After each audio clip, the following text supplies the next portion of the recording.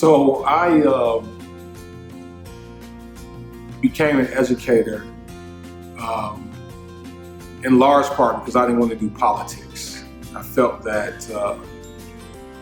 becoming a teacher would be a space where I could just connect with students and do what's best for kids. And then when I decided to cross over to the dark side and become a school leader, I recognized how complex the work of being a principal is. And in fact, you become not just a school leader, but a community leader. Ultimately, your responsibility is to make kids smarter, but it's also to ensure that your students are healthy physically and mentally. Unfortunately, if you work in urban education, you more often than not work with students who come from under-resourced and disenfranchised communities. Communities that are characteristically impoverished, disinvested from by the cities in which they live in, violence, high rates of unemployment. And these students who are cultivated in these communities enter educational spaces with the trauma and the stench of the issues that they have been grappling with in their home lives.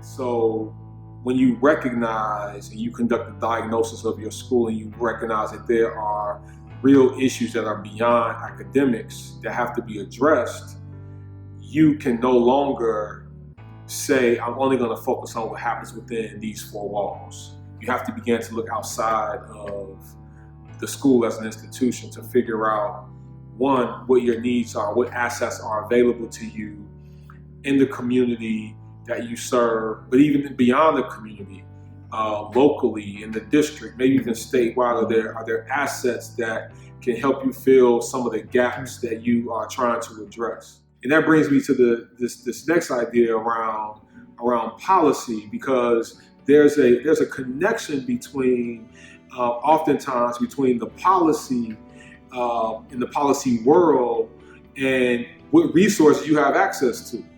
And so one of the things you'll find as a principal is that, again, this takes you outside of your building, that it is incumbent upon you to engage in conversations and dialogue around current policy that is being crafted, but also at the table when policies are being discussed, and that you have the ability to decipher what's good and what's not. What can I sort of hitch my train to, because I feel like this is what's best for my students and my community, and what do we need to be actively pushing back on?